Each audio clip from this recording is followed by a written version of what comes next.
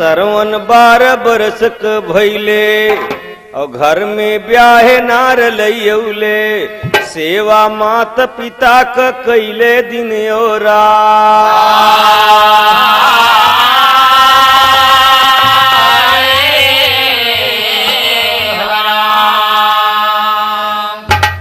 राम नाम के नाम से जल शरीर हो जात नाही आवत जाल में काल खड़ा पछता।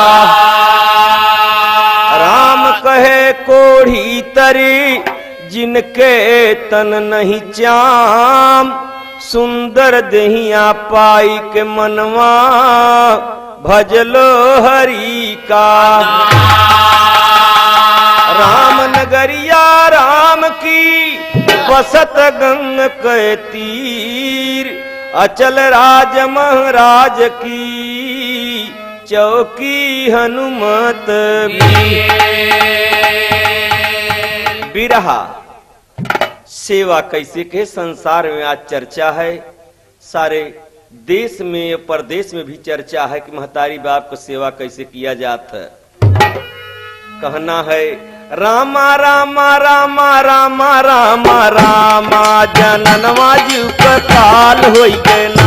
रामा रामा रामा रामा रामा जननवा जीव का काल होई गए ना। रामा रामा रामा रामा रामा जननवा जीव का काल होई गए ना। सरवन 12 वर्ष पलैया गवनवा जननवा जीव का काल होई गए ना।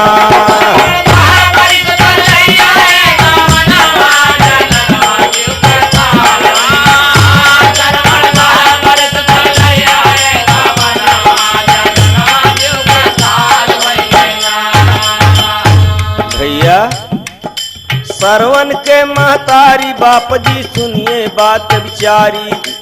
अंधी अंधा सरवन जी के रहे बाप महतारी जी। अंधी अंधा मन में सोचे है मुसीबत भारी जी। बचवा हमरे अकेले सहत मुसीबत सारी जी। पता नहीं कब शादी हुई है घर यही है बहुआरी।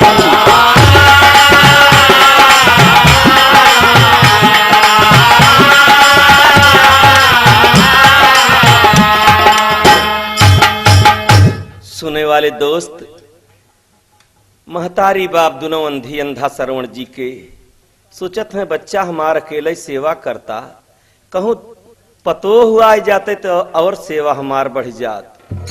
यही बात पर शादी की। तो जब दुल्हन आई तो अंधी अंधा मन में हर से देखा बदे बहू के तर से टपक नीर नयन से जस बरस समनवा जननवा जी के काल होई गए।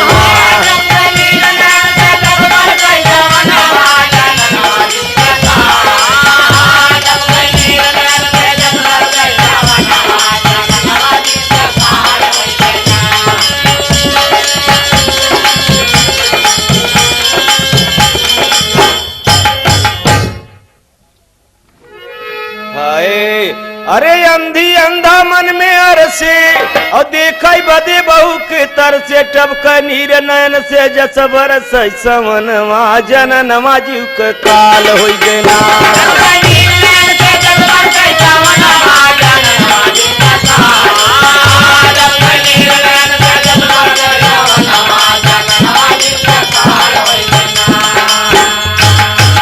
भैया ऐसे कुछ दिन बीत गवा सरवन क नार गई ऋषियाए। कब जीव छोड़ी है अंधी अंधा हे भगवान गए उबियाए। खटिया खटिया खीर खियावे अंधी अंधा गए दुबराए। एक दिन सरवन देखन लागे पिता के संग में गईले खाए। पिता कथारी अपुआ लैलेन आपन पिता के दियनी सरकार।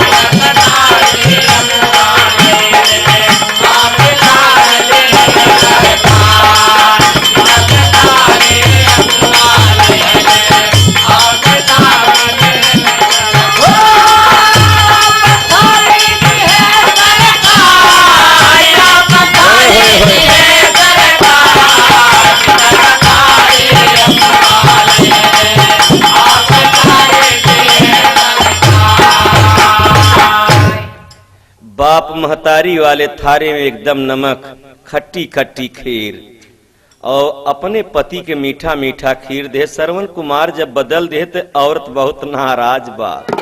तो नारी बोली सुना पति और थारी बदला जिन मती नहीं होई आई बेलानन कगम सनवा जनन मजुक काल होई देना।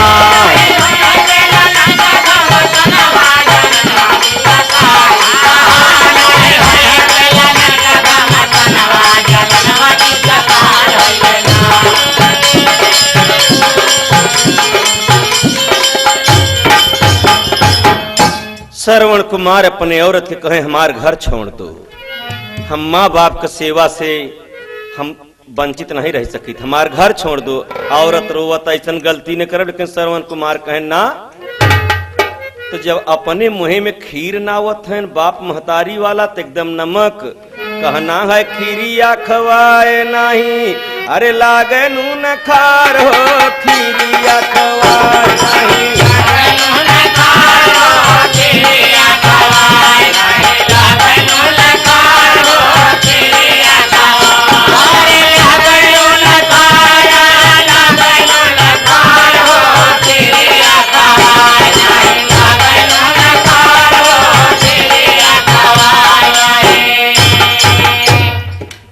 मेहरारू कहत गलती माफ कर दे। श्रवण कुमार कहे ना चल पहुँचाई दे बरू नहीं हरवा, चल पहुँचाई दे बरू नहीं हरवा, चल पहुँचाई दे बरू नहीं हरवा।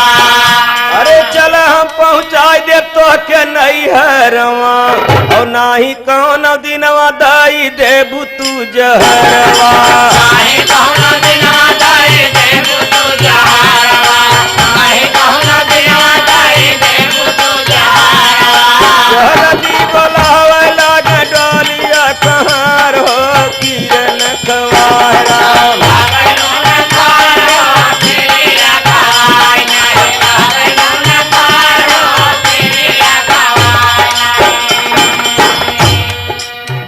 बुल करो लागी श्रवण कनारी,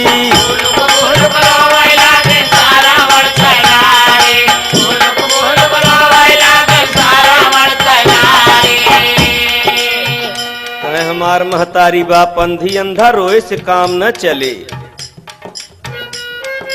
अरे केतना मनावे लेकिन मान नहीं यार रे खीरिया खवाए नहीं।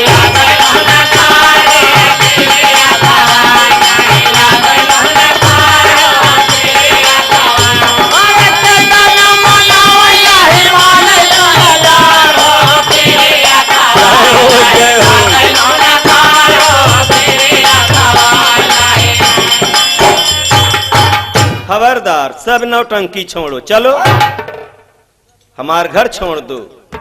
श्रवण कुमार बहुत नाराज हैं। होत का बच्चा ली गाई गोरी जब अपने नाई हरवा,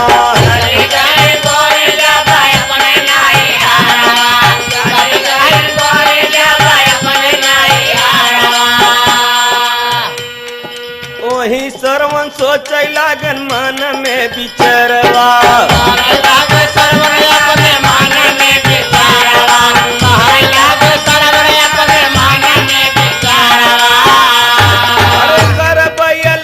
अकेले सेवा कर यही विचार हो खीरिया खवाए नहीं।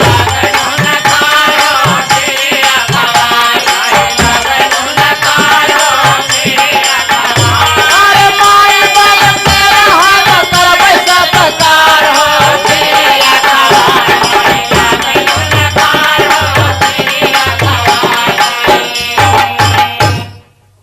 महतारी बाप कहते हैं बेटा तुम अंधी अंधा के बेटा तुम औरत न छोड़ो बेटा, किसी तरह से तुम्हार शादी भई। कहे नहीं माँ हम अकेले सेवा करब।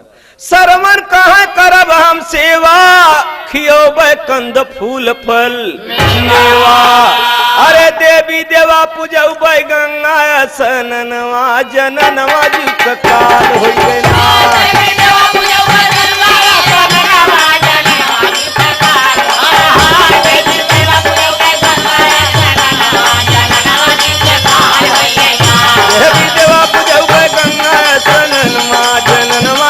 काल हो गए ना।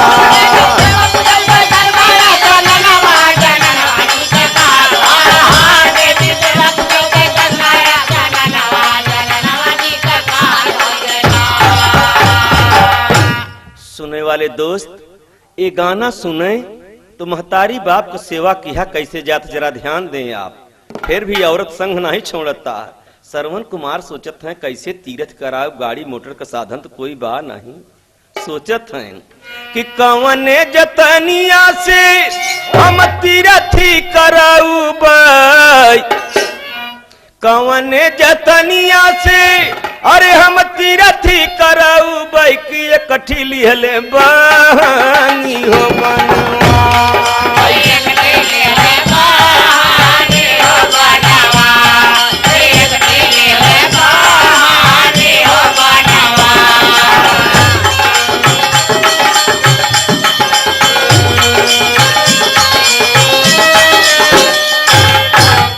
बहिया सोचत हैं कैसे तीर्थ कराऊ, कहे कवने जतनिया से आखिर हम दुनिया में घूमऊ बैकी कठी लिहले कावारी रे बनवाई।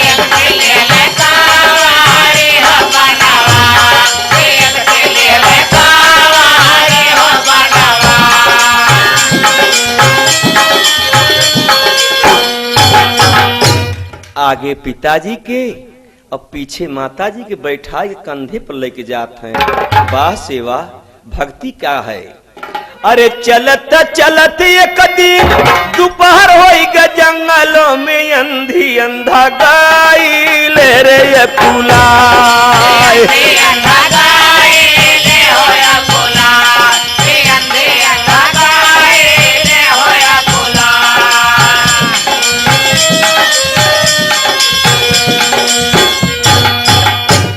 अंधी अंधा बहुत दुखी हैं।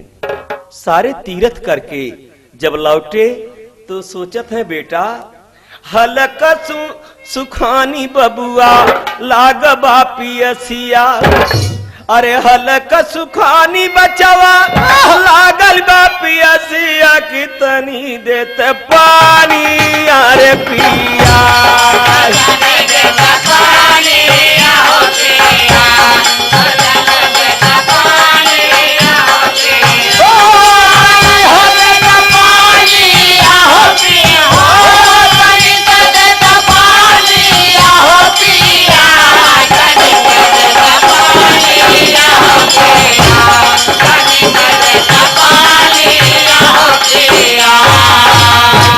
बेटा प्यास कुमारी हलक सुखी बा।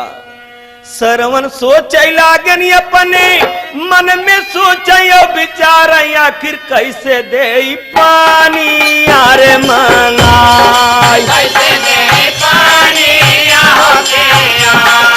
कैसे दे पानी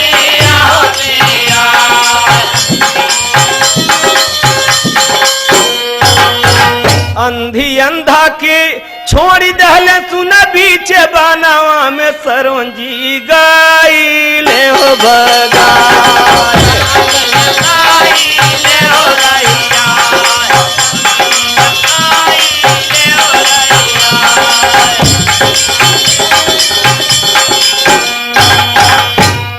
सुनने वाले मित्र सरमन लाइक कमंडल भागे या सरजू नीर भरन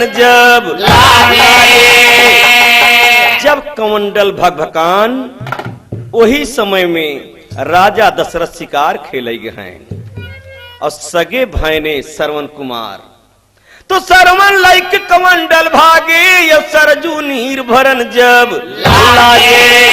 जब कमंडल के भभकाए की आवाज आए तो राजा शिकार खेल गईले बिया बनवा जननवा जू ककार हो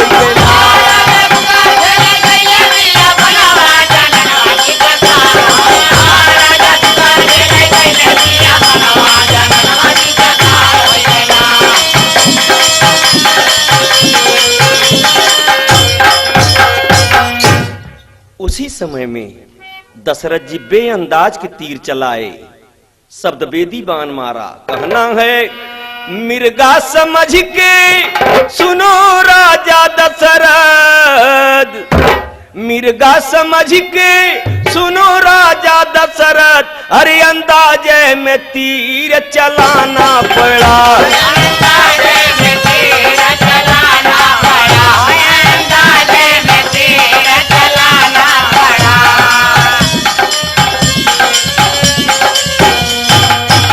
मिर्गा समझ के सुनो राजा दशरथ, अरे अंदाजे में तीर चलाना पड़ा, अंदाजों में तीर चलाना पड़ा।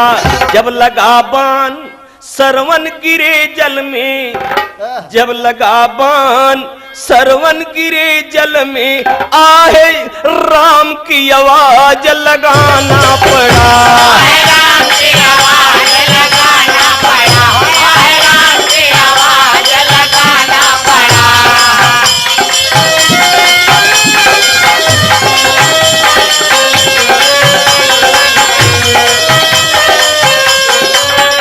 आहे राम की आवाज लगाना पड़ा, लगाना पड़ा, आहे राम की आवाज तो लगाना पड़ा, आहे राम की आवाज लगाना पड़ा, आहे राम की आवाज लगाना पड़ा।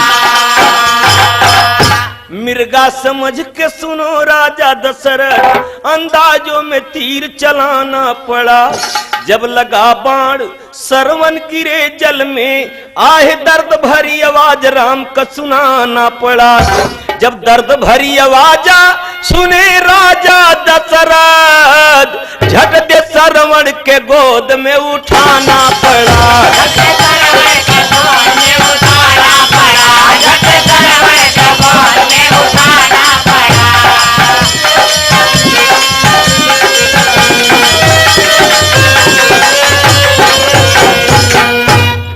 बाबू साहब कहना है दर्द भरी आवाज जब सुने राजा दशरथ, आहे राम की झट दे सरवण के गोद में उठाना पड़ा।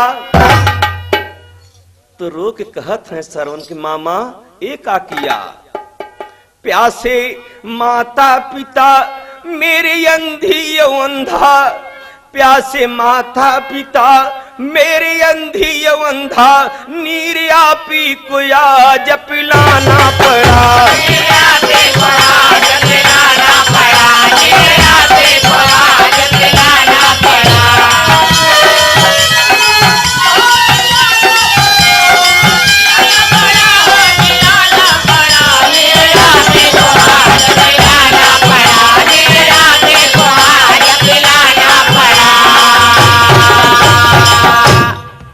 मामा वैसे हमारी भक्ति पूरी कैसे हुए? ये जल आप पियई हैं और पानी लेके जाई ही मामा, तो बोली ही न बोल दे ही आवाज पहचान दही तो मेरे माई बाप पानी न पी तो हमार तरन तार कैसे हुए? कहत है श्रवण कुमार लई जाती है हाथ में पानी,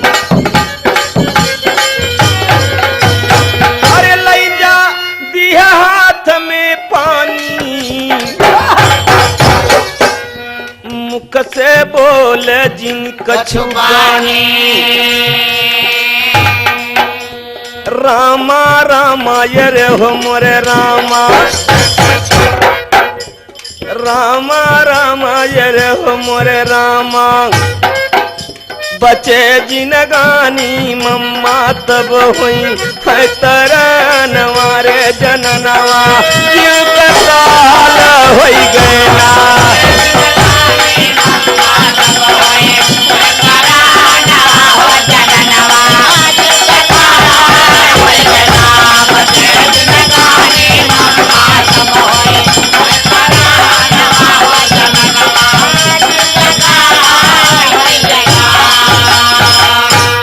हमार जिंदगानी बचे मम्मा, तब हमार तरन तार होए। कहत है श्रवण कुमार अंतिम में मरती समय कि मामा तो जल लई राजा जल्दी भागे, रामा रामा हो रामा।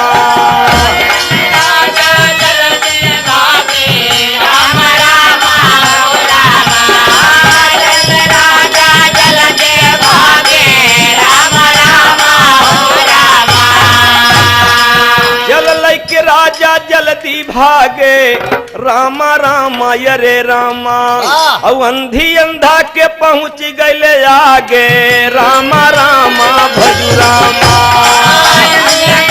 पहुंच गए आगे, राम रामा भज रामा। पहुंच गए आगे, राम रामा भज रामा। बाबू साहब श्रवण कुमार के महतारी बाप सोचते हैं कि बहुत देर हो गया मेरा बेटा नहीं आए। थोड़ी देर के बाद कुछ आवाज आवत, के है भैया के है, बोलते काहे न। अब राजा साहब बोले कैसे बोले दशरथ जी, तो कहत है नंदी अंधा चुप क्यों खड़ी अभेद नहीं जानी, रामा रामा भज रामा।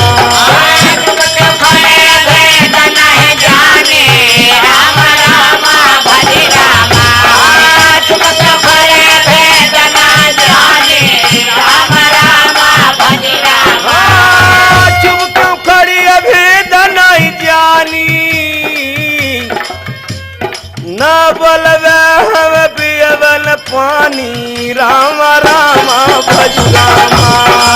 ना बोलवे हम पियवन पानी, राम रामा भज रामा।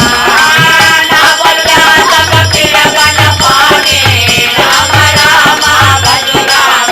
अरे ना बोलवे हम पियवन पानी, रामा रामा भज रामा।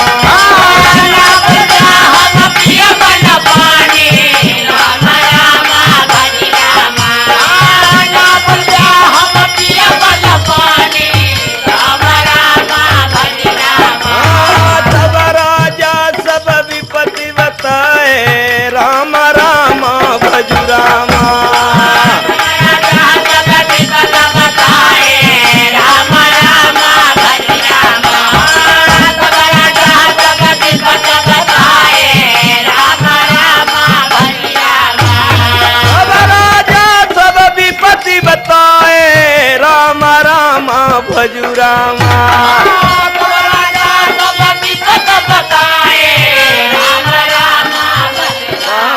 अरे अंधी अंधा त्राप सुनाए, रामा रामा भजू रामा।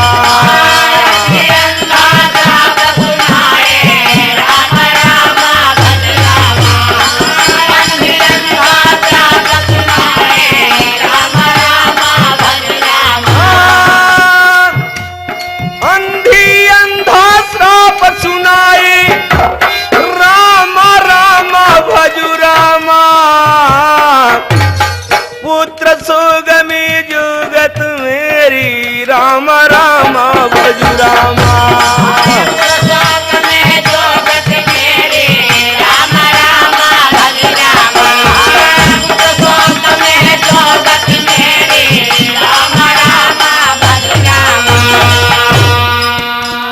वही दशा तोहरा नहीं देरी, रामा रामा भज रामा।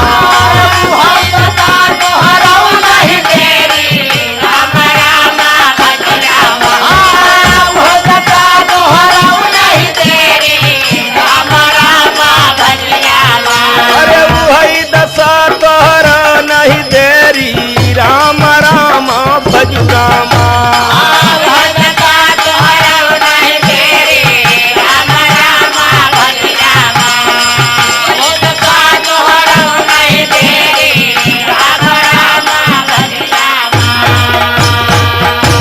सुने वाले मित्र अंधी अंधा श्राप दे दिया कि जैसे बेटा मेरा मरा और पुत्र शोक में हम तड़प के मरत है, वैसे ही दशा आपको हुई, यही श्राप दिया।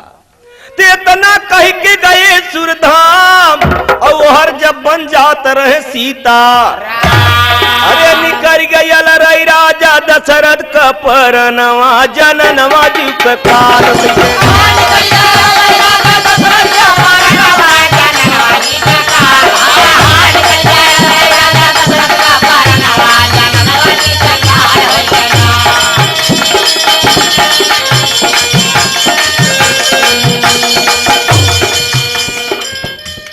सुनने वाले मित्र, इसी पर कहना है हरि जब बनवा गईले ना निकरल दशरथ का परनवा राम जब बनवा गईले ना ओए ओए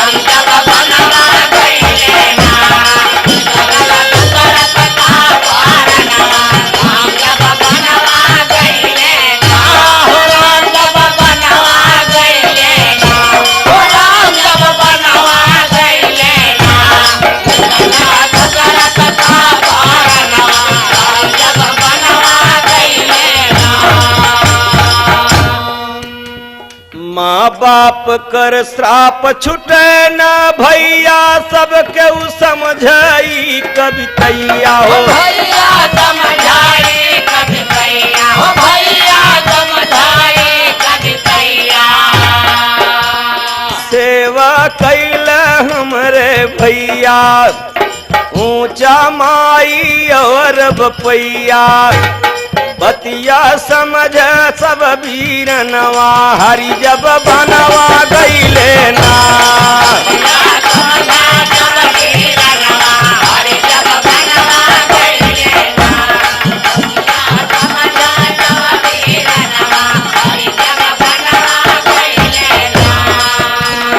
जग में सेवा यह है महान श्रवण का लोग करें गुणगान भगति लिखी गई सुनमान पतिया समझ सब श्रीमान जे के जाने जग जानवा हरि जब बनवा गईले ना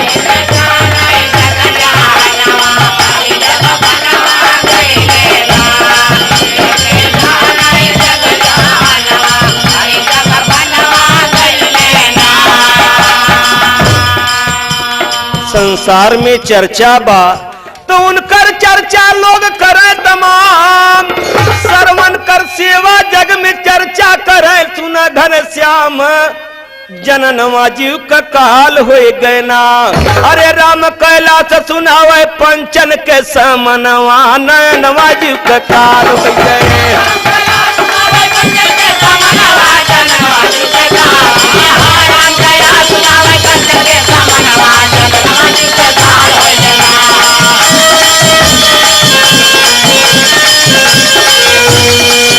मोरे राम हो